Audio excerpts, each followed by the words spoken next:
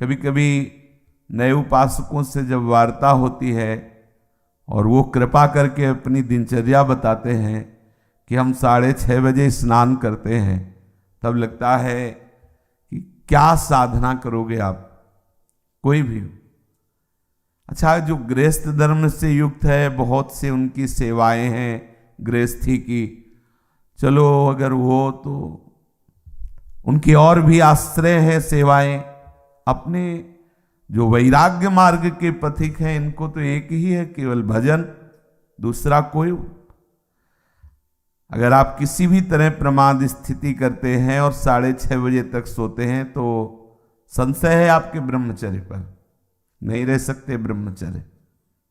जो शास्त्र और शास्त्रवेत्ता महापुरुषों ने अनुभव किया है, 4 से और 6 बजे के बीच में जो शयन करता है, ब्रह्मचारी हो ही नहीं सकता, ब्रह्मचर्य रह ही नहीं सकता। या तो वो 2 बजे 3 बजे तक भजन किया हो, पूरी रात जग के फिर सोया हो तो चलेगा, वो भजन का आवेश संभालेगा।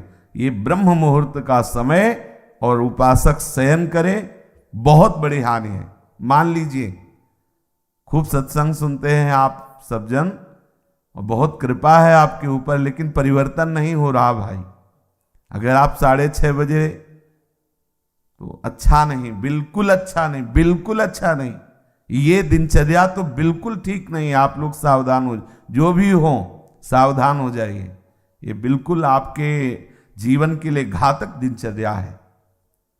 2 बजे बहुत उत्तम है उठना, पर नहीं तो 3 बजे, आखिरी 4 बजे। साधक होके 4 बजे के बाद शयन कर रहा है, मुझे तो नहीं लगता, किसी भी स्थिति में नहीं। हमें लगता है कि दवा खवा दी जाए तो नहीं कहते, नहीं तो किसी भी स्थिति में कोई बीमारी, कोई भी ऐसा रोग अपना प्रभाव नहीं रखता जो दिनचर्या को बाधित कर दे। ये देखा है, ये केवल प्रवचन नहीं, देखा है, जीवन को देखा है। कुछ भी दिनचर्या में अपार सामर्थ्य देखा, अभ्यास में अपार सामर्थ्य है। देखो, सामने पट्टी बंधवा दी गई और धनुष बाण ले लिया और शब्द दूर किया जा रहा है अन्य दिशा में, शब्द वेधी बाण संचार। अभ्यास देखो, आंख में पट्टी बंधी हुई है, शब्द किस दिशा से हो रहा है, एक श्रवणेंद्र से देखना है और बाण वहीं संधान करना जहां से शब्द निकला है। अभ्यास देखो, अभ्यास का प्रभाव देखो, कितने से चमत्कार अभ्यास में लौकिक, और आप परमार्थ के पथिक, और आपका यह अभ्यास कि आप उठे और फिर सो गए। क्या मतलब, आपकी दिनचर्या क्या है? आप भगवद आश्रित, इसका मतलब प्रमादी थोड़ी है। आप भगवद आश्रित, इसका मतलब प्रपंची थोड़ी है। अहम का त्याग करके भगवद आश्रित होकर हम भगवत मार्ग में चलने वाले पथिक हैं। इसलिए सबसे प्रार्थना है, जो पीछे हुआ आज से एक नई दिनचर्या आप देखो। जो पूर्व की दिनचर्या ठीक है तो उसे लिखो, नहीं तो सुधार करके और स्वयं श्री जी के सामने वो दिनचर्या रखो।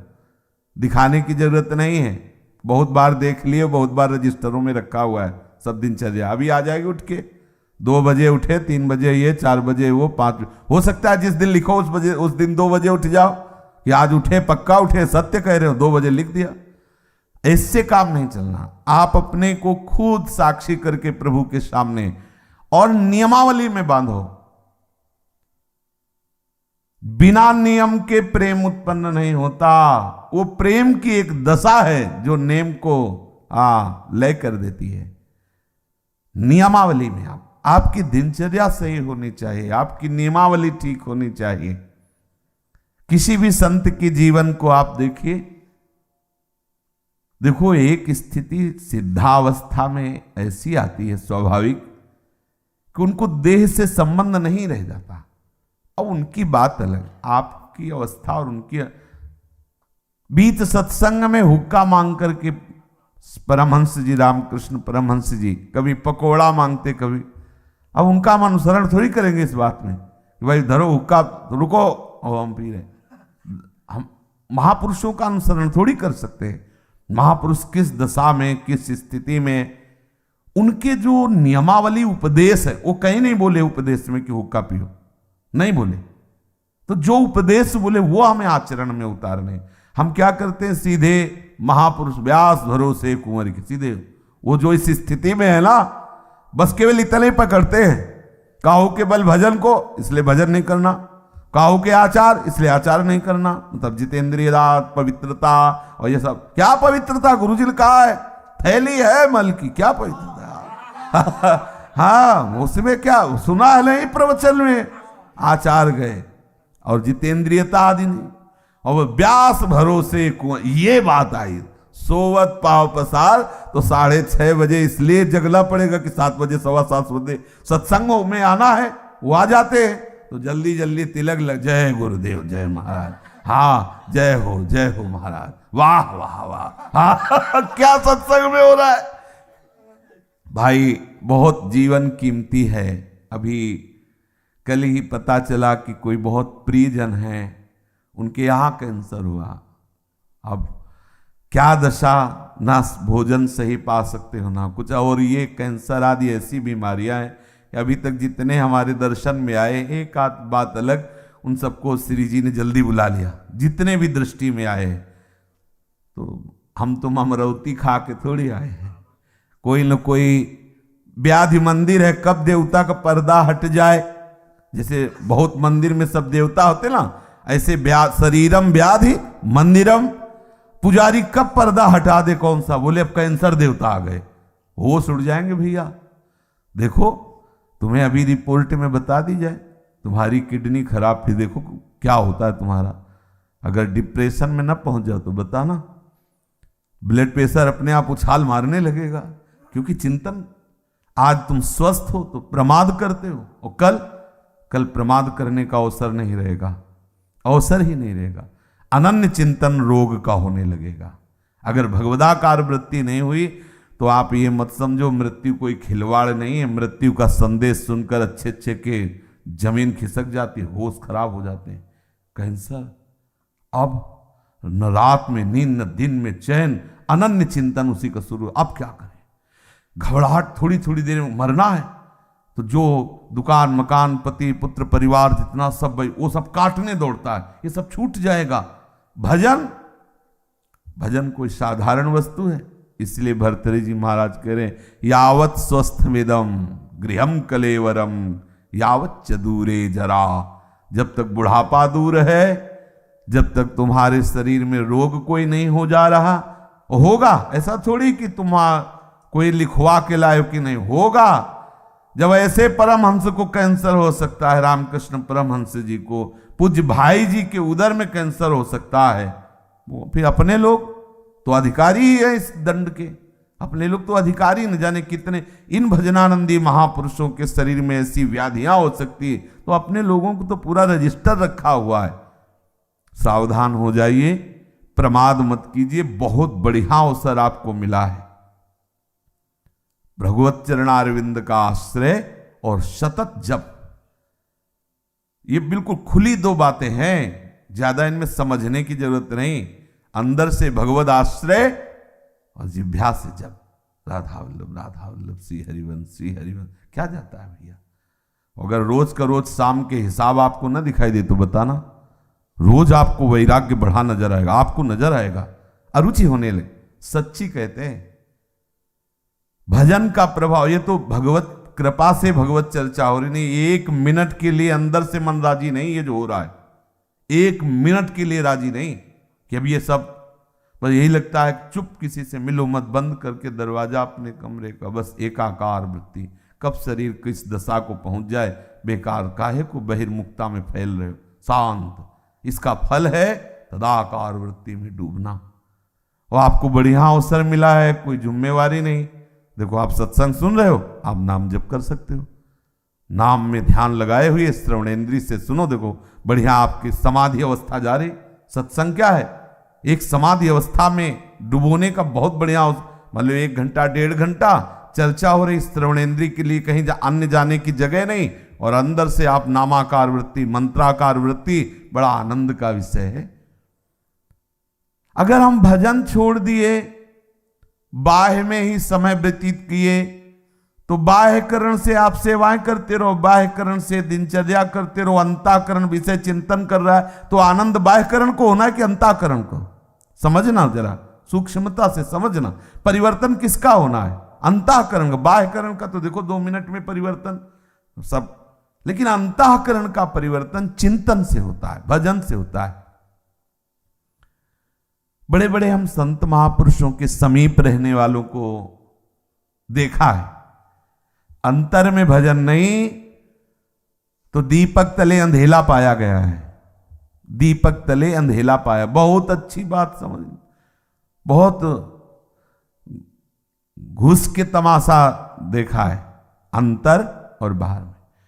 भजन नहीं तो बड़े बड़े भजनानंदी महापुरुषों के समीप रहने वाले बड़ा प्रपंच का नाटक देखा गया है।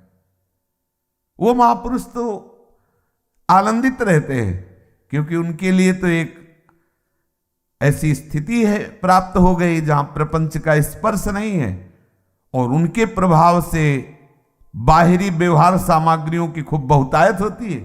तो नीचे भजन का मतलब नहीं रह जाता कि भजन क्या है, बस वो सम्मान और विषय आदि का सेवन, क्योंकि महापुरुषों का प्रभाव सम्मान दिलाता है, महापुरुषों का प्रताप वो वस्तुएं जो विषय संबंधी सेवन में आती, अच्छी से अच्छी वस्तुएं, होता क्या है अंतःकरण मलिन हो जाता है।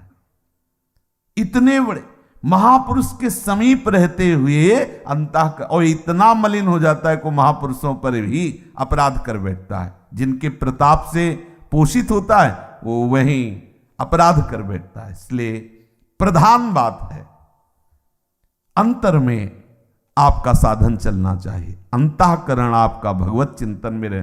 खुली बात समझ लीजिए, बाह्यकरण से बाह्य पवित्रता होती है, अंतःकरण से अंतःकरण की पवित्रता होती है। बाह्यकरण और अंतःकरण दोनों भागवतिक हो जाए तो स्वभाव का परिवर्तन हो जाता है, स्वभाव का परिवर्तन होता है तो स्वरूप का अनुभव हो जाता है।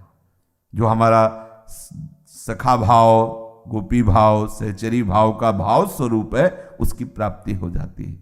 इसलिए भैया चूको मत, बहुत बढ़िया अवसर, बड़ा घबराहट का विषय है। जब ये शरीर पीड़ा से युक्त होता है तो केवल प्रभु ही ऐसे जो हमें बचा सकते हैं, नहीं तो जब शरीर स्वस्थ होता है तो अहंकार देवता अपना नाटक करवाते रहते हैं और जब अस्वस्थ हो जाता है तो मनी राम उसी अस्वस्थता का चिंतन, बड़ा क्लेश में है। और इस संसार से मुक्त हो जाइए। अगर आप सोच रहे हो तो दिन प्रतिदिन ऐसा भयावह संसार का स्वरूप आएगा, पूछो मत।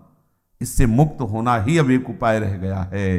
अब हम ये नहीं कह सकते कि जन्म जन्म, क्योंकि महामारियां, नाना प्रकार की प्रतिकूलताएं, नाना प्रकार की व्यभिचार, नाना प्रकार के खान पान की मलिनताएं ये कलिकाल में बढ़ती ही चली जाएंगी और उसका प्रभाव पड़ेगा। जैसे बाहर रोड में यदि गंदा कोई इत्र डाल दिया जाए तो उसकी खुशबू सबको आएगी, अच्छा डाल दिया जाए तो अच्छी आएगी। ऐसे ही इस सृष्टि में जो भी भयानक से भयानक आचरण होंगे, जो भी बुरे आचरण होंगे, पूरी सृष्टि पर उसका प्रभाव पड़ता है। अगर कोई बच सकता है तो भजन के प्रभाव से बच सकता है, नहीं तो प्रभाव, जैसे सर्दी का प्रभाव सबके ऊपर पड़ रहा है पर जो कंबल ओढ़े बच गया। अगर कहीं भी कुछ भी मलिनता का आचरण होता है तो पूरी सृष्टि पर उसका प्रभाव पड़ता है, वो समझ में नहीं आता। अगर कोई बच सकता है कलयुग की कुचाल से तो भजन, केवल भजन, दूसरा कोई उपाय नहीं। भजन करके भगवत धाम में स्थित हो जाओ, प्रभु को प्राप्त हो जाओ, नहीं बहुत दुख भोगना पड़ेगा। अभी प्रमादी मन है तो देख लेंगे, अरे देख लेंगे, होश खराब हो जाते हैं, मृत्यु सुखद लगने लगती है, ऐसे ऐसे कष्ट आते हैं कि वो चाहता कि मुझे कोई मार दो। सच्ची मानना, हमने देखा है, चाहता है कि इस दशा से तो अच्छा है कि मुझे मार दो। भाई मरना थोड़ी हमारा समाधान होगा, भगवत प्राप्ति समाधान। इसलिए बेचैन हो जाओ भगवत प्राप्ति के लिए।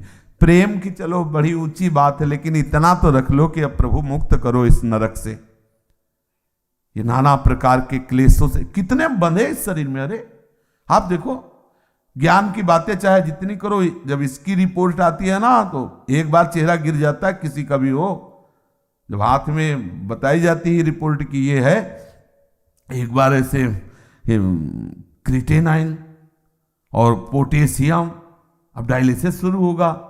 हाँ, एक बार तो फिर वो, अरे हम कोई शरीर है क्या, वो जब चिंतन, तब फिर आनंद की अच्छे को। एक बार जब प्रलंबासुर ले गया ना बलराम जी को, तो एक बार वो भी उदास हो गए थे, फिर उनको स्वरूप को फिर घुसा मारा। तो ऐसे साधक प्रहार करता है, अरे किसी भी विकार पर, अरे नहीं नहीं, हम तो प्रभु के आश्रित है, प्रभु के दास है, पर इतना प्रहार करने लायक बन जाओ, आपकी ऐसी मनोवृत्ति भगवदाकार हो कि आप प्रहार कर सको। इसलिए भाई सावधान रहो। ये सुबह 6:30 बजे तक सोना ये ठीक नहीं। आप सो करके सोने को गवा रहे हैं। ये सोने का समय है, सोने का, स्वर्ण का। और क्या बोले, सोने का समय गुरु जी का, खूब सो आनंद से, ऐसा नहीं। ये स्वर्ण समय है, ब्रह्म मुहूर्त, खूब ना। हमारे लिए तो हर क्षण ब्रह्म मुहूर्त है। ये तो केवल एक दिनचर्या की लेकर नहीं, हर समय हमारा ब्रह्म मुहूर्त है। हम प्रभु में लगे हुए हैं, इसलिए हर समय प्रेम में प्रभु का चिंतन हो रहा है। हर समय हमारे लिए महामंगल में, महापावन है। देखो, आप सबसे प्रार्थना है, बहुत सोच समझ के दिनचर्या बनाएं, और जो दिनचर्या बनाए 10-12 वर्ष उसमें कोई विक्षेप नहीं होना चाहिए। आज गए 5 घंटे यमुना के किनारे बैठ गए, 5 दिन गए ही नहीं, ये रसिकों की दिनचर्या नहीं। ये वृंदावन की उपासना में दिनचर्या एक आपकी नियमावली। या तो आप ऐसी स्थिति में कि 5 दिन आपको शरीर शुद्ध नहीं रही, तो कोई बात नहीं, दिनचर्या का फल मिल गया। आपकी दिनचर्या एक ऐसी होनी चाहिए जो बने तो कम से कम 10-12 वर्ष तो एक रस चलना चाहिए। आज ये, कल वो, फिर परसों बदल गया, फिर अलग दिनचर्याएं रजिस्टर में लिखी रखी रह गई और हमारी कुछ और ही दिनचर्या चल रही। भाई ऐसा मत कीजिए। भगवत मार्ग के पथिक, चाहे आप गृहस्थ हों, विरक्त हों, बहुत सोच समझ कर दिनचर्या बनाइए। आप 10 मिनट यदि भजन में बैठते हैं तो ठीक टाइम पर बैठिए, और बहुत काल तक वो समय भजन में दीजिए। कि हम 10 मिनट बैठते हैं तो हम 10-12 वर्ष तक 9 मिनट नहीं होने देंगे, 10 मिनट तो बैठेंगे ही, और हमें मिलेगा तो हम माया से खींच कर और समय बढ़ाते घटने नहीं देंगे। ये दिनचर्या का भाव होता है अपने मन को बांधना। दिनचर्या का मतलब होता है हम अपने मन को संपूर्ण समय के द्वारा इष्ट में फांस रहे, बांध रहे, इस समय ये, इस समय ये, इस समय ये, और उसको नियम पूर्वक बांधना।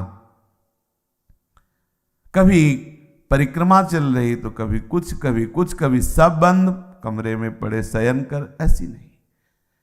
एक आपके आहार की, विहार की दिनचर्या होनी चाहिए। बहुत अच्छा आहार मिल जाए तो भी एक संयमित, जो आपने आहार नियम लिया उससे ज्यादा नहीं होना चाहिए। ना मिले उस समय के बाद, आपको सच्ची बताए, यदि आपकी दिनचर्या सही है तो समय के बाद आहार करने की इच्छा ही खत्म हो जाती है। अगर आपका समय कि इस समय से इस समय तक आप प्रसाद लेते हैं, अगर नहीं मिले तो उसका चिंतन खत्म, उसकी इच्छा ही खत्म। अब अगले टाइम जब पाते हैं तब फिर आए। बहुत बड़ा नियम में बल होता है। बिना घड़ी के अपने आप नेत्र खुल जाना, दोबारा आलस्य ना आना, शरीर में एक नई स्फूर्ति, अभ्यास में बहुत बड़ी ताकत होती है।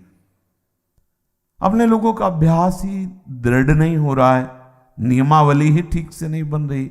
दिनचर्या में पता होना चाहिए, ये इस समय तो वो सत्संग में मिलेंगे, इस समय वो परिक्रमा में होंगे, इस समय वो जप में बैठे होंगे, उनका समय है जप का, इस समय तो मौन होंगे, वो बोलेंगे नहीं। साधु की दिनचर्या होती। हमारी क्या दिनचर्या है, इस पर ध्यान दीजिए। एक बार आप ही दिनचर्या बना लीजिए और उसे 10-12 वर्ष तक चलाइए। यह तेरे दिनचर्या बदलिएगा नहीं। माना भागवतिक है, लेकिन इससे मन संयमित नहीं होगा, इससे मन एक रस में नहीं आएगा, और एक रस नहीं हुआ तो फिर जीवत्व बाधा पहुंचाता रहेगा। ये जो जीवत्व है, काम क्रोध लोभ आदि, ये सब फिर परेशान करते रहे, प्रमाद स्थितियां आती रहेंगी। एक रस में बहुत बड़ा बल। जब बुखार और ये सब परेशानियां शरीर में आती तो भी दिनचर्या बाधित नहीं होती। जो अच्छे साधक होते हैं, जिस समय स्नान उसी समय स्नान, जिस समय अपने आप इतना सामर्थ्य होती है। कहीं भी चमत्कार प्रकट हुआ है तो एक जो दिनचर्या पकड़ी गई, दिनचर्या देखो, पूज्य श्री सनातन जी वयोवृद्ध हो गए हैं, परिक्रमा को रोज जाते हैं गिरिराज जी की। गिरिराज जी को पीड़ा होती है उनकी परिक्रमा से कि इतने वयोवृद्ध नंगे पैर प्रकट हुए श्री लालजू महाराज ठाकुर जी।